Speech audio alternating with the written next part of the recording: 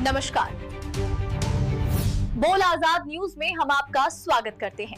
आइए देखते हैं आज के प्रमुख समाचार। 31 मार्चपर्यंत ई-पीक पाहणी करा, तहसीलदार अजितराव जंगम यांचे आवाहन।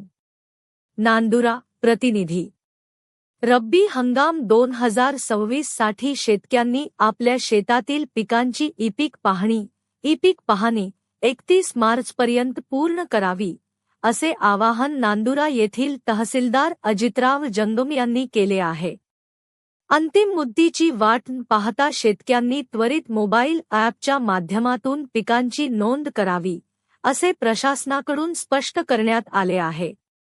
शेतजमीन पडीत असल्यास कायम पड किंवा चालू पड याची नोंद करणे देखील आवश्यक आहे।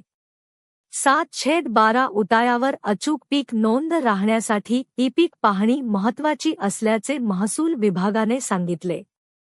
प्रशासनाने शेतकऱ्यांना आवाहन केले आहे की कोणतीही अडचण आल्यास संबंधित अधिकाऱ्यांशी संपर्क साधावा।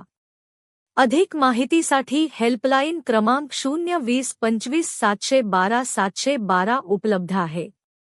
शेतकऱ्यांनी वेळेत पीक नोंद करून शासनाच्या विविध योजनांचा लाभ घ्यावा, असेही तहसीलदार अजितराव जंगम यांनी सांगितले।